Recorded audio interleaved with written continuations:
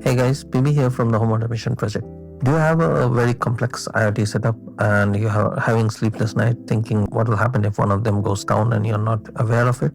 Have you been in a scenario where your Home Assistant instance has gone down and all your automations have stopped working but you didn't have any clue about it? These are some of the scenarios that you might face if you have not set up a proper monitoring within your Homelab or Home IoT setup. In this video, we are going to look at a very powerful open source and free application called Zabbix. You can host it locally as a Docker and you can set it up to monitor almost any kind of service, API, IoT devices or virtual machines. In this video, I'm going to limit myself to the key features and key templates that you would require. I'm going to walk you through the entire setup process step by step, and then I'm also going to walk you through the dashboard and the basic usage of the dashboard and how you can monitor applications within your home network. I'm going to take an example of Home Assistant, which I have on another Proxmox instance, and I'm going to show you how to set up monitoring of that application. So it's going to be a pretty detailed video, but this is still going to be part 1 of the series. In part 2, I'm going to show you how you can further set up automated notifications over Slack to whenever one of the instances crosses a threshold. For example, if Home Assistant goes down. And I'm also going to show in part 2 how you can take actions based on those notifications. So for example, if my Home Assistant goes down, it waits for around 15 minutes, and if it doesn't come back up on its own, it triggers routine to make it come back up.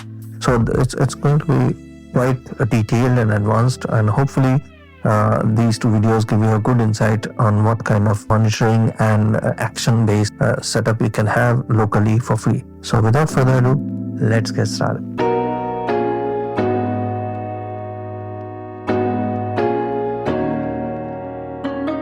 Alright, so for the setup, I have this Proxmox setup, and what I'm going to do is I'm going to set up one container here, which I'm going to use for then deploying the Docker services which we need for Zabbix to work. I'm using Ubuntu. You can use Debian or CentOS. Other OSs are supported. I'll leave a link to the installation page here, which gives you all the options. For this, there are 2 ways that you can install a Ubuntu container. I've shown it in one of my previous videos on how to set up Home Assistant Proxmox. I'll leave a link to that video in case you have not done a Proxmox setup before. Okay, the first step, we need to create a new Ubuntu container. So I'm just going to use this community script which is available in the Proxmox VE helper scripts to create the container, but you can also download the ISO image and install, which is a normal process.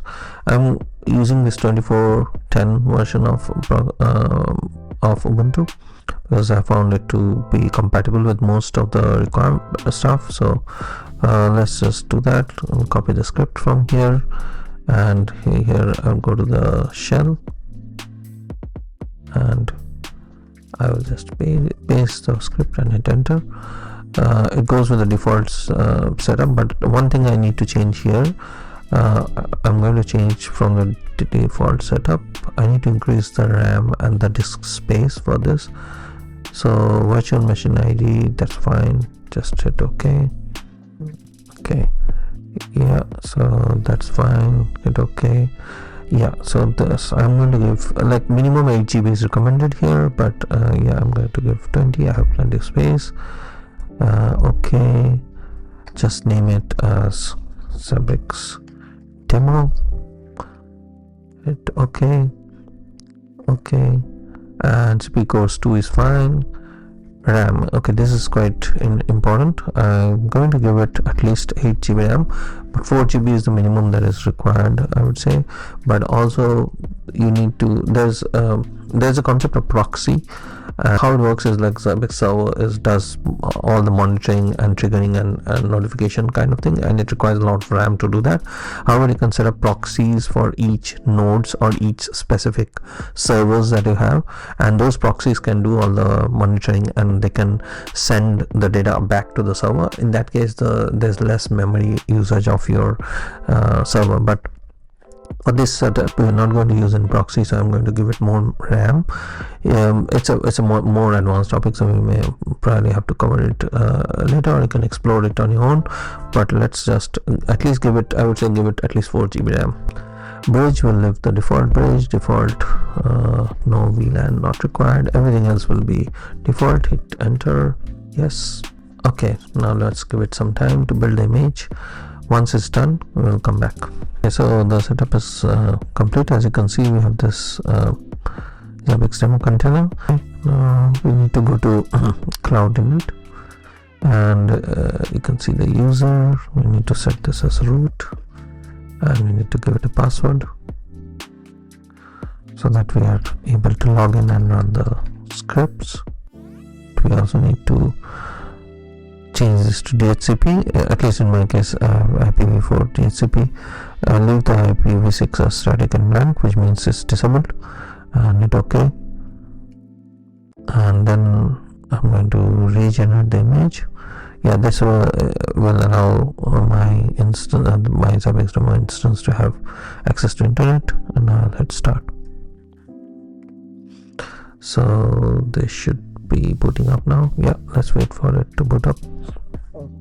Alright, so we are at the login page. So let me switch the console and we'll log in here. Alright, so logged in as root. Let's check the IP address has been assigned correctly. So yeah, I got a proper DHCP assigned IP address, so that's good. Right, now first thing we need to do is to install Docker. So as you can see, there's no Docker in this container because we freshly built the container. So for that, right, so we can use the official Docker documentation. So here are the instructions. Let's copy and paste, and hopefully that should install the necessary packages.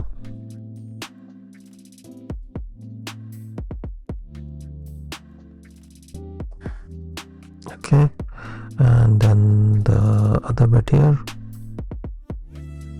which is the keying stuff.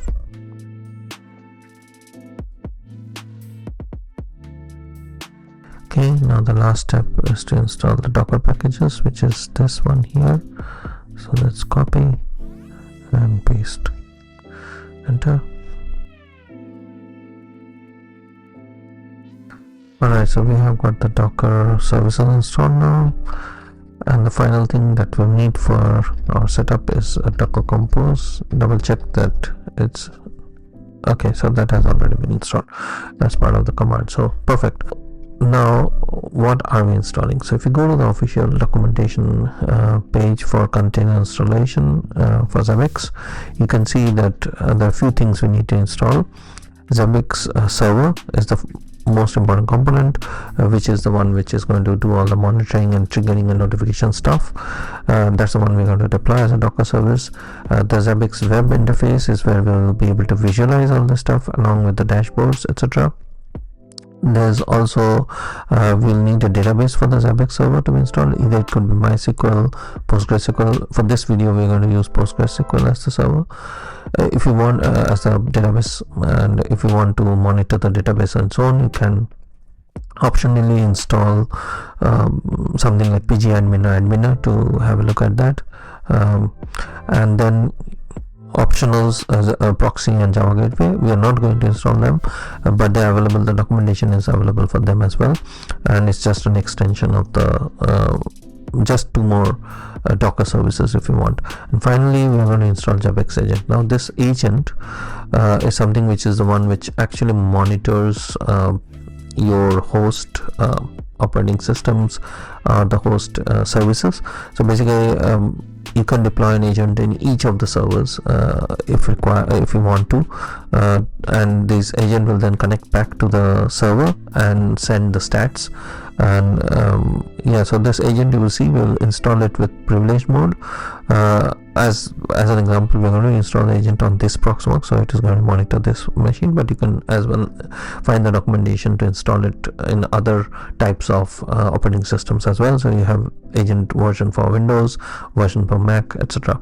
So you can have multiple agents.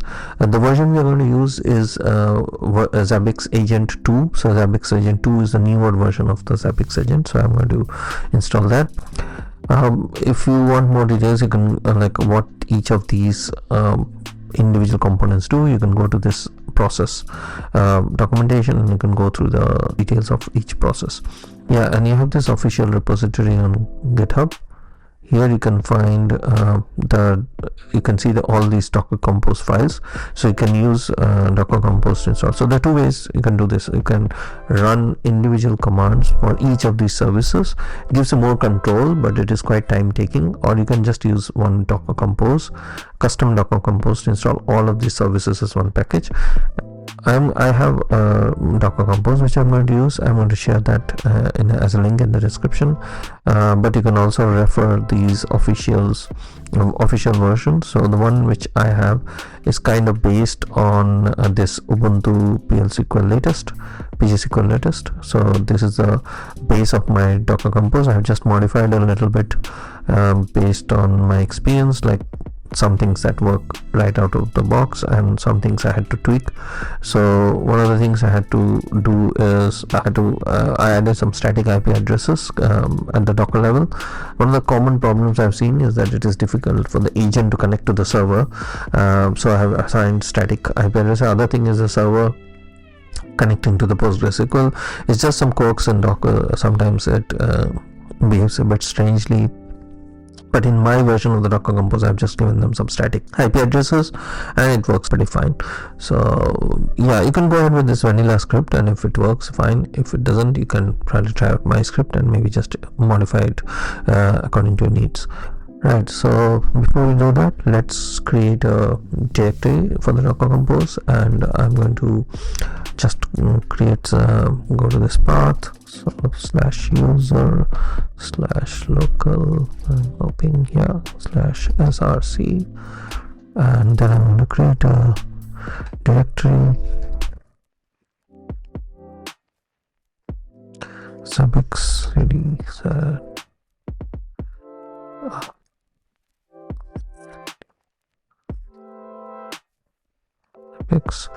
okay, now I'm going to just create a Docker Compose .yml, and here I'm going to paste my already pre-prepared Docker Compose, and I'm going to explain to you the various sections of this. After I do that, right, so hit enter and save. Okay, so here's my YML file, the compose Docker compose.yml. So the first service I have here is the Postgres server. So I have given it just a simple username, password, and a data volume. I have given it a static IP address with some aliases, and there are two networks that I'm using, the Zabbix backend and frontend. So you can see at the bottom that you have on this front end, which has a IP address of 238, and the net backend, which is 239. This one actually I'm not using, so I can remove this. And then you have I have the Zabbix server here. So this important bit here is this DB server host. So this name should match the service name here. This is how this server connects with the Postgres server, and if it doesn't work, you can change it to the actual IP address, but I found that if I give it the correct name, it works. And as long as it has the same network as Postgres server, it works. It definitely finds it. And then the other thing is the node. Okay, now this is very important. I will show you later what happens. Actually, what I'm going to do is I'm going to comment it out for now, and I'll show you what happens if I don't give this. And yeah, it's hard for the, you will see that there are some. So how Zabbix works is there are some default node names that are built into the scripts. So when you bring the server up for the first time, it tries to look for that specific node name. Unless you go and manually change the configuration files, it's hard for it, which is not the easiest of method. But the other way is it's supposed to say environment variables. So if you just set the environment variable, then the configuration files get updated in the backend. So there will be two of these edits that we'll need to do. One is this node address, which will allow the server to be detected when by the agent through this name, Zabbix Server. So we'll see how this works later. And then I've exposed this on the port 1051, which is the default for the Zabbix server. I've given it the static IP address on both the backend and the front-end networks. And then we have the agent, which has the default port of 10050, which I've exposed here. I've used the agent 2, as you can see, which is the latest version. And I've got these two parameters are again very important. The server host, this I have given the IP address, which I have assigned here. So yeah, this is where, you know, I have seen that it's easier if I just give the service name. Sometimes I find that the agent is not able to connect to the server, but I've used the internal IP address because they're hosted on the same Docker environment. It's fine to use this. When I host the agent on a different platform, I'll have to use the IP address of the LAN IP address and not the internal IP address. And then you have got the Zabbix server, and then again it's connected to the backend network with the static IP. And then you have the Zabbix web. This is a web server, and these two parameters are again very important. You need the DB server host and the Zabbix server host names here. And I have just exposed this on the 8090 port instead of the default 8080, and then I've given it the backend and the front-end networks. And admin, this is optional. You can even use PG admin. I'm just setting this up so that we can have a look at how the database looks like behind the scene.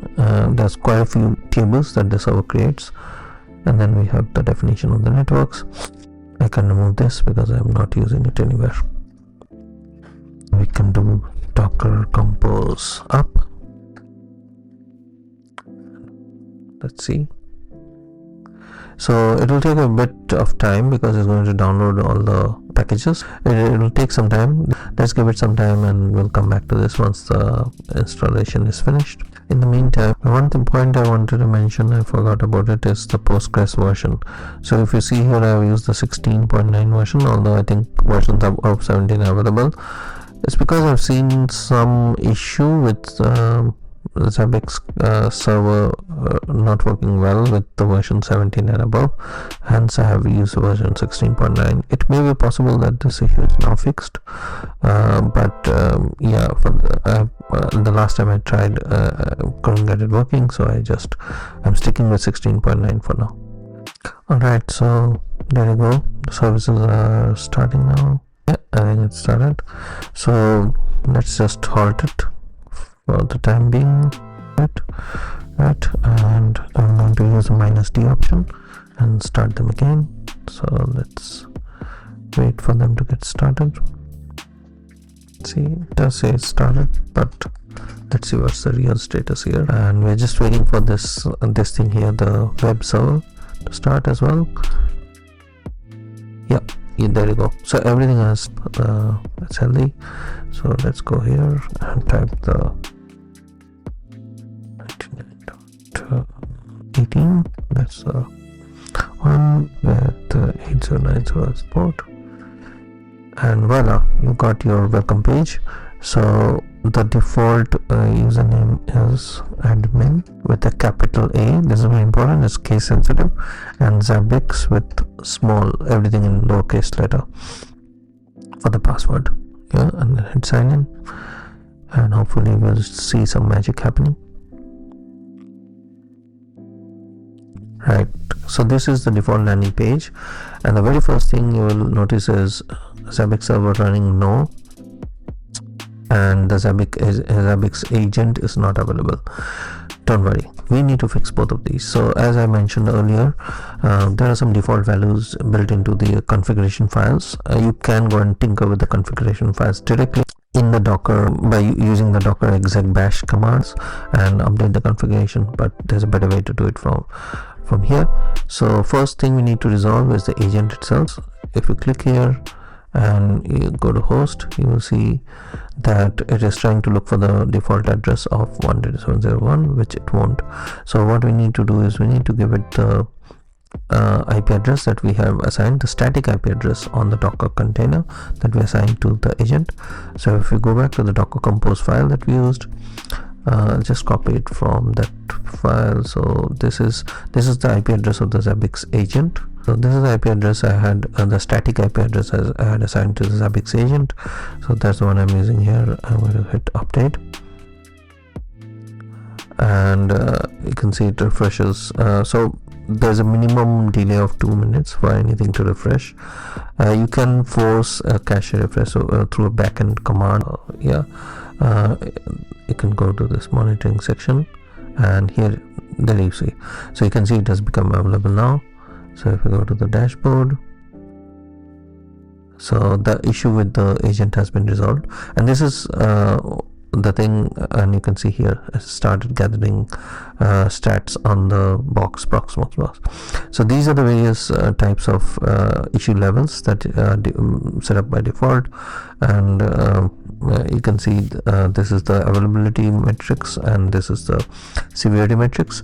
So you have got the not classified, the information level warning, and this is a warning. As you can see, it's blinking in this color. And then you have the average issue or high or disaster. So you can define thresholds for each types of nodes and each types of events if you want. Like, it is configured and built to the nth level. But I've seen the default values are pretty good. Like, for example, if there's a restart of a server happening, it will classify this as average or a warning, which is pretty fine because restart is a normal process during, let's say, a new version installation. And there you go, it has started collecting the stats. You can see this nice little graphic here. And if for example the node goes down and stays down for a certain point of time, then it generally will classify it as a disaster, and we can base our alerts and notifications according to that. The bottom section here, so this is like the default dashboard layout, and we can configure this. I'll show you how. The other problem we need to solve is this message here. This is where you need to, if you remember, I mentioned that node address. So if you update that node address parameter, you will see that it is able to find the server as well. So let's do that.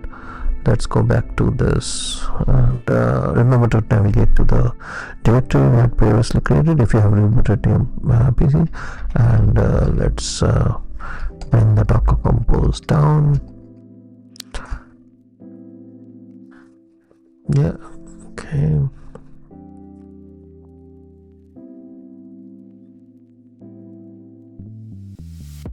Okay, and again, as a precaution, I will just do a prune of the volume,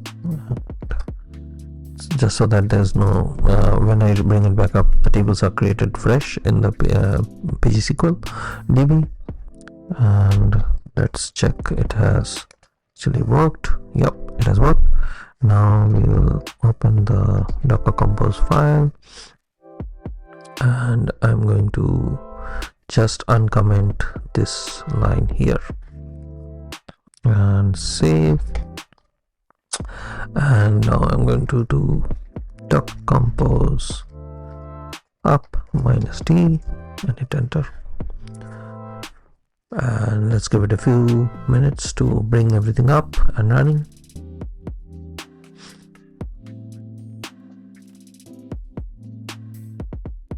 Okay, so it says it has started.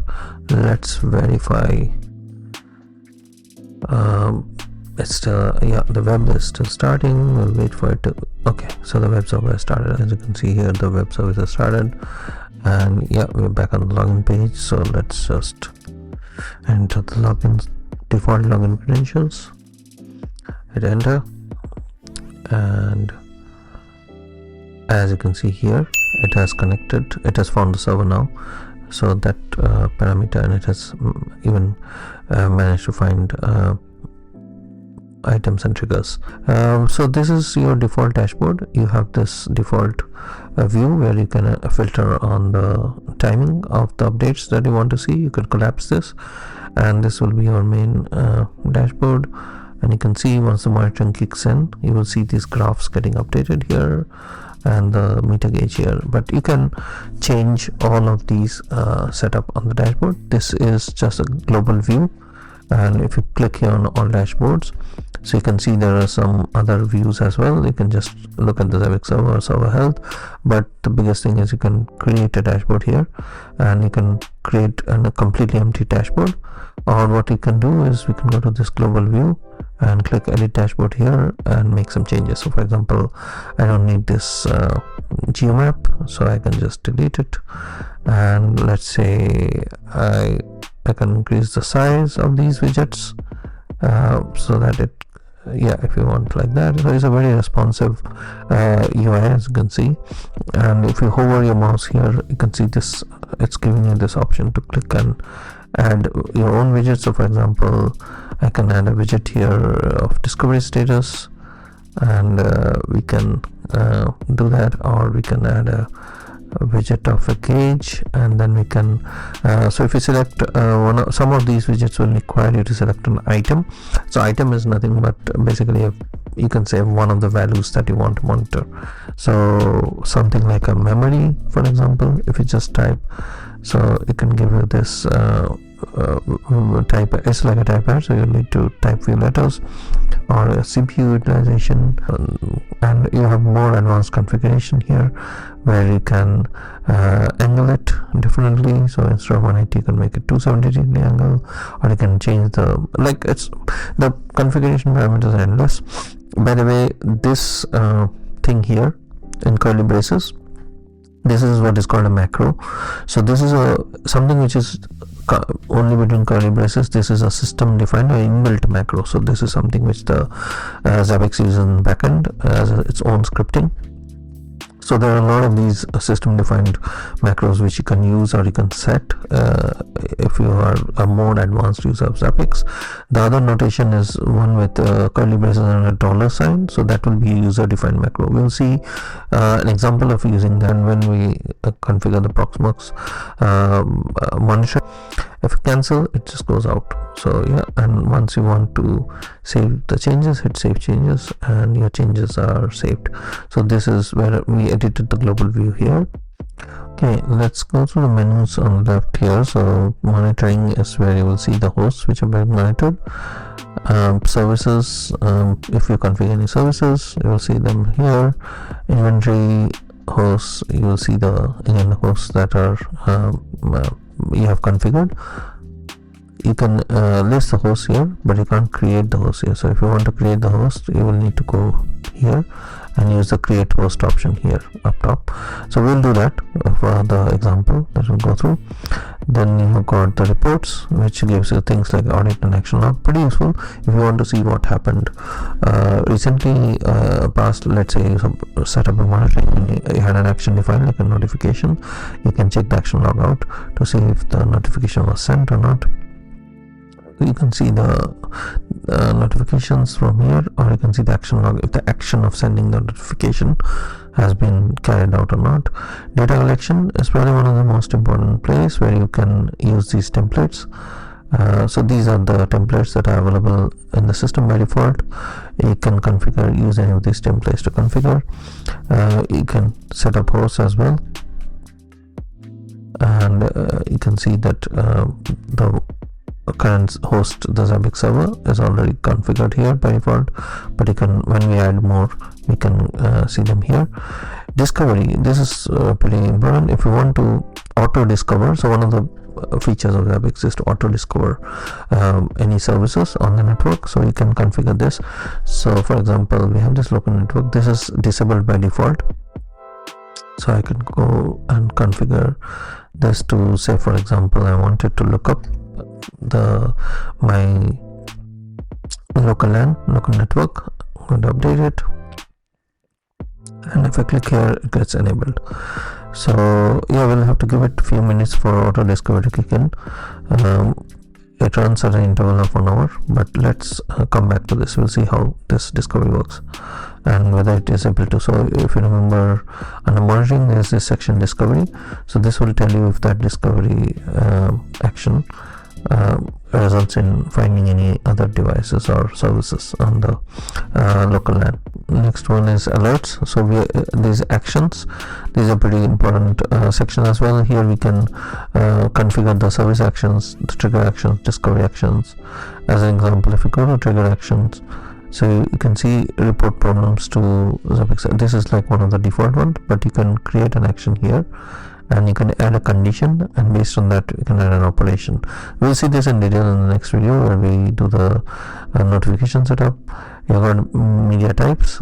This is the number of the kinds of integration that you can do with various media servers, and in this list you will find the Slack. So there's the one we'll use as an example. And scripts is where you can actually write your own script and to do some very specific operations which is not available outright from the UI.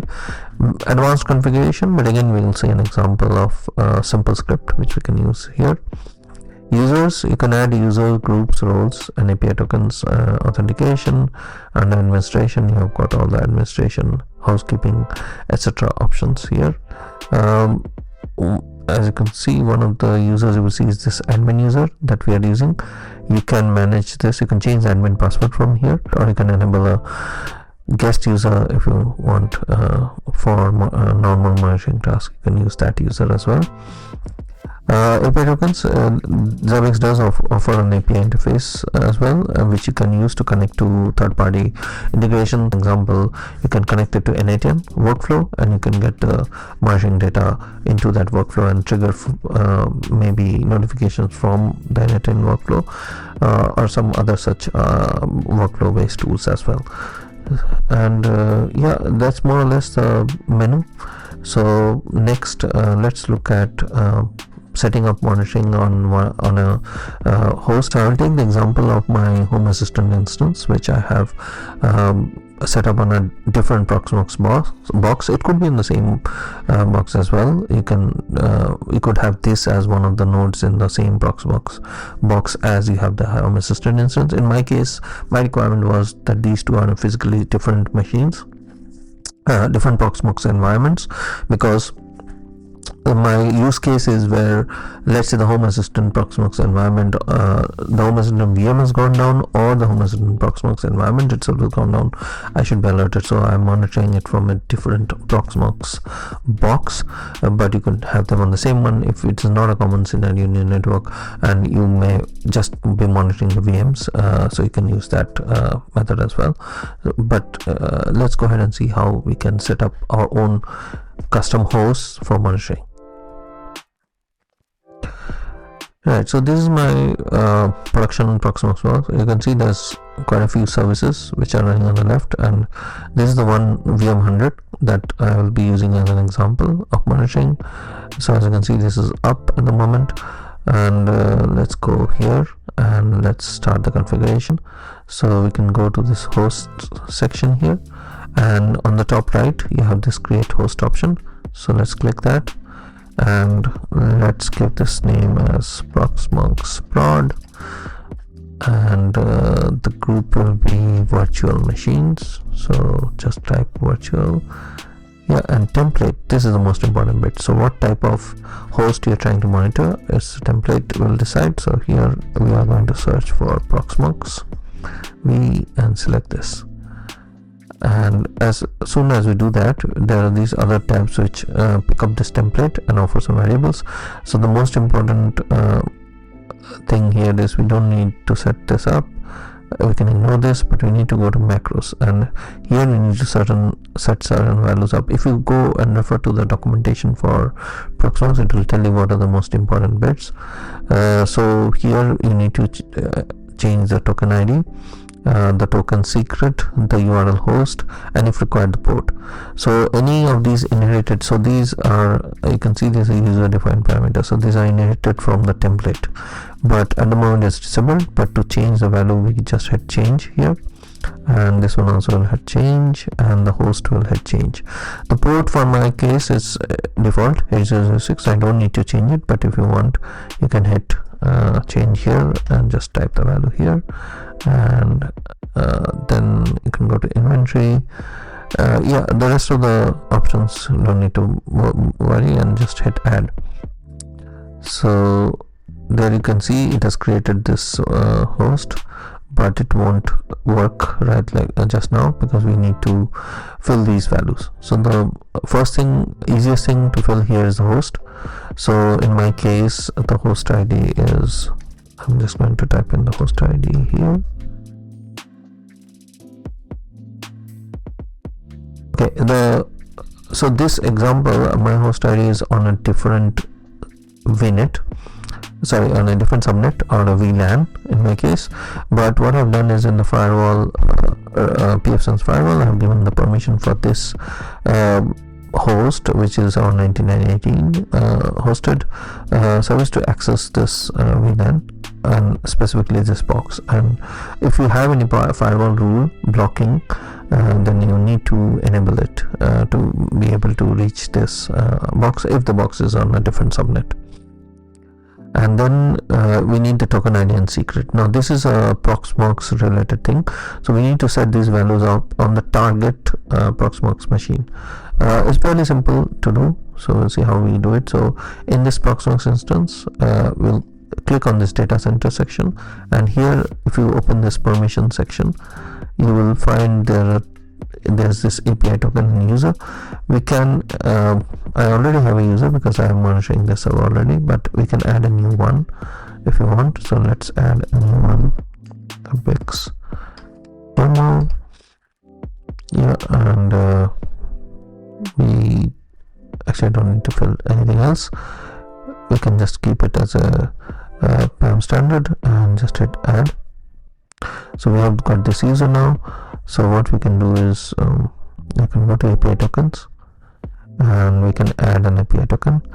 So the user will select is this new user we created, and the token ID. Now this is something which is just to help you map the token on the UI. So I'm just going to put it as Zabbix demo, and then you hit add. Now at this point of time, these are the two values you need, so make sure you copy them.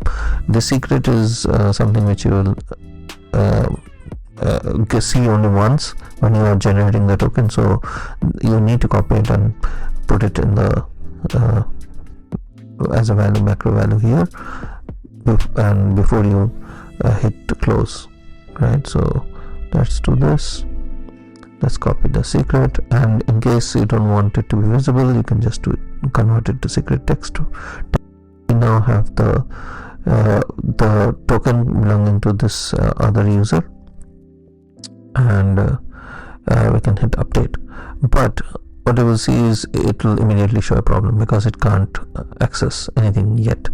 Because what we need to do, we have to go back to this Proxmox box, and we have to assign some permissions. So we'll do API token permission, and we'll assign it at the VM level, and the token we'll use is our demo token, and the access that I'm going to use for this video, I'm just going to leave it at administrator level. There's a reason for this, because we are also going to do some actions in the next part of the video, so we need some admin level privilege. Otherwise you could probably use just the auditor level privilege or some other lower level, or you can even create your own role for the Zabbix monitoring and assign that. But yeah, I'm just going to use the administrator one for this for simplicity. And so we have added this, and then we have to add the user. So we'll add a user permission. So we'll add this at the root level. Again, you can probably add at a VM level as well. Yeah, let's do that actually. Let's add at the VM level. No, we want to add it at the root level, because we also want to allow this user to monitor the node itself, the Proxmox box itself, not just the VMs. So that's why we'll have it put it at the root level, and we'll just in this case for the user, we can select PV admin as the role and just add. So we have this user permission, and we have the API token permission Zabbix demo here. Okay, so refresh. Right, so you can see it has already gotten some graphs and data, I guess. So let's see, go to the dashboard and see if it has, yeah, there you go. So you can see it has already picked up one problem, that the LXC Viming local is not running, which is correct. So I guess the data is coming in. It will refresh a little bit over time. So let's just refresh it. Yeah, there you go. It has picked up the second one, which is not running. So obviously the monitoring has started. We have connected successfully. Now if you go back here and we go to this, we click this and see latest data.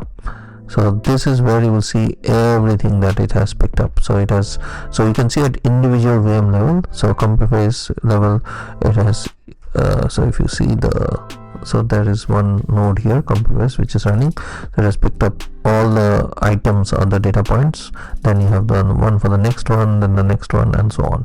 So you have got readings for each and every VM and the attribute of each of those VMs as well in turn. So that's how you connect a host, and there are 4 problems.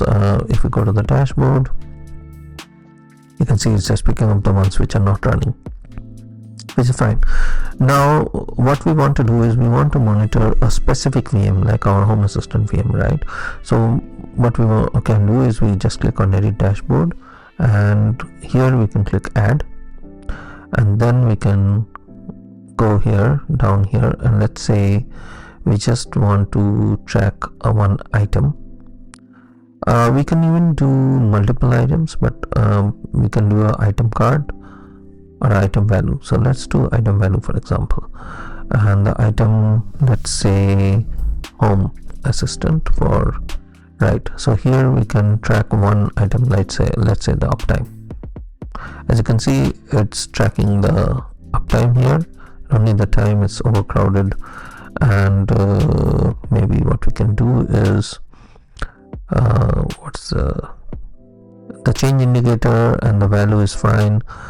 We can go to advanced configuration, so we can change the size, for example, maybe make it a bit smaller. So there you go. And also the other thing I want to change is the description. Yeah, so here it says description is item.name, so you can see that's what it has shown, but instead, let's say I want to say HA uptime, right? So that's what it says, and the name, maybe I can give HA prod uptime. Actually, let's make this as the, and here we will just say uptime and add. So that's one way to do it. So you can, so from this dashboard now you're able to monitor a specific VM under a specific server or a host of Proxmox. So that's the power of Zabbix. Another useful widget example we can see is we can use this top items widget. So this is also a pretty handy one. Let's just again call it HA prod, and the host group here, let's say virtual machines, and the host is our Home Assistant. Sorry. So the host will be here Proxmox prod. So what you can do here is we can punch up multiple items into one card. So for our case, I'm going to just use the Home Assistant status and the Home Assistant, let's say uptime, but you can mix and match across multiple nodes. So for example, if I wanted to let's say use the computer-based one, so we can even get the computer-based data. So here as an example, I'm doing this, so I'm adding multiple items. You can see the layout is not friendly by default. Let's just change it to vertical, and then we can also go to advanced configuration and change this to horizontal. Yeah, much better. So here you can see the compromise status, the Home Assistant product status, and the Home Assistant product time. So this is like a combined view. So as an example of another useful widget, you can resize it as well. So we can bring it down here and then increase the size so that it's easier to read. And that way, you can move your widgets around. You can explore the widget world. You can have many more combined or powerful widgets here as well. You can even add your own graphs, gauges, and etc. So that's all for this video. Hopefully, I know it's a bit of a longer video, but again, this application is so powerful, and you can do so many things with this. It's a lot to explain through this video. Hope you enjoyed it. If you did, do not forget to hit the like button. Also subscribe to my channel if you're interested in more such videos. I will be shortly bringing a part 2 of this video where I am going to show you how you can integrate Slack notifications based on trigger events, as well as how you can bring a node up if it goes down, so you can basically perform actions based on triggers as well. So it is going to be another interesting video, and in future I'm going to bring more such videos around this, as well as other powerful applications that you can enhance your Homelab and setup, as well as your Home Assistant setup for IoT. So do stay tuned and do subscribe to my channel. I'll see you in the next one. Till then, stay safe and stay connected.